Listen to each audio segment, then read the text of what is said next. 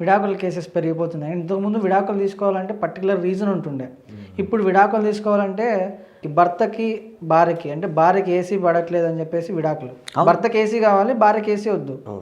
ఇంకొక సందర్భాల్లో భార్య భర్త అండర్వేర్ ఉతకలేదని విడాకులు.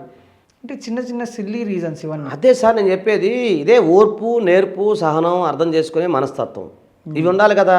అవి ఉండవు. తర్వాత నువ్వెంత అంటే నువ్వెంత, యుగో అంటారా దాన్ని, ఈగోయిస్టిక్ అంతే కదా. నువ్వెంత అని, నువ్వెంత సంపాదిస్తాను, నేను సంపాదిస్తాను.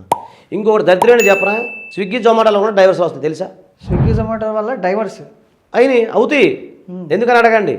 చక్కగా పూర్వం రోజుల్లో ఒక భార్య కానీ భర్త కానీ చక్కగా ఉన్న దాంట్లో చికెనో మటనో తెచ్చుకొని వండుకొని హ్యాపీగా తింటే ఆ ప్రేమ వేరు. భార్య ఆ బెడ్రూమ్లో ఉంటుంది, భర్త ఈ బెడ్రూమ్లో ఉంటాడు. వీడేమో అంటే అనవండవే అంటే అక్కర్లేదు అని చెప్పి ఆమె ఏదో బుక్ చేసుకుంటుంది, వీడిదో బుక్ చేసుకుంటాడు. అవునా, తింటారు, పడుకుంటారు, తెల్లారు లెగుస్తారు, మళ్ళీ ఆమె బుక్ చేసుకుంటుంది, వీడి బుక్ అక్కడ దీనికి ప్రేమ ఎక్కడ కలిసిద్ది? అర్థమవుతుందా? సెల్ఫీ రాలేదని చెప్పి గొడవ పెట్టుకుని ఇడిపోయిన వాళ్ళు ఉన్నారు. సెల్ఫీ సరిగ్గా రాలేదని ఒక ఏరియాకి వెళ్ళారు వీళ్ళు, అంటే XYZ మాల్దీవ్స్ ఉంటాయి కదా, వెళ్ళారు అని ముందు దగ్గర అందరు ఫోటోలు అదే మళ్ళీ దిగుతారు కదా వాళ్ళిద్దరు వెళ్ళినప్పుడు.